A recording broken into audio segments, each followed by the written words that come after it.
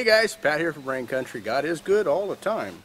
And today I'm going to remove this ash tree here out of our yard to give us a little more light on the property. And also I have a couple of Bing cherry trees that I want to plant here.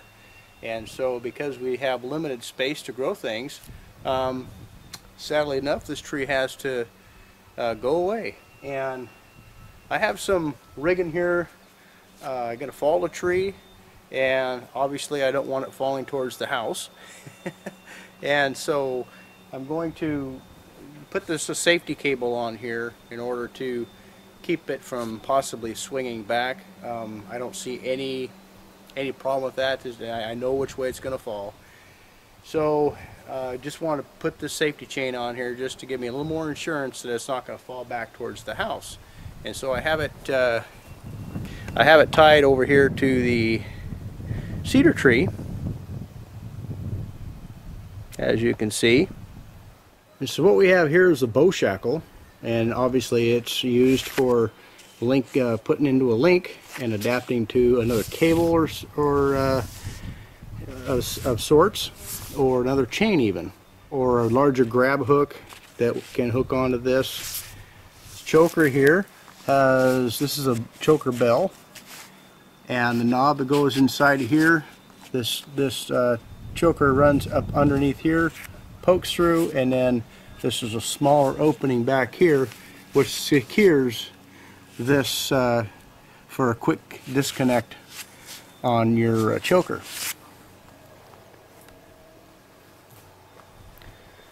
Down here we have a grab hook. This is a 5/16 grab hook, and it simply just grabs onto any link along this chain, and that way I can make my chain any length. I have several pieces of chain. This grab hook is just going on to a chain that has no grab hook on the end of it, and this grab hook is just going around the tree and fastening and making this line tight so it doesn't swing back towards the building, which it won't, but I'm just putting this on here as a safety precaution. So anyway, that's what I got going on here. I'll put an undercut on the base of the tree and follow through with the back cut and dump the tree back towards myself here. Well, with me not standing here, obviously.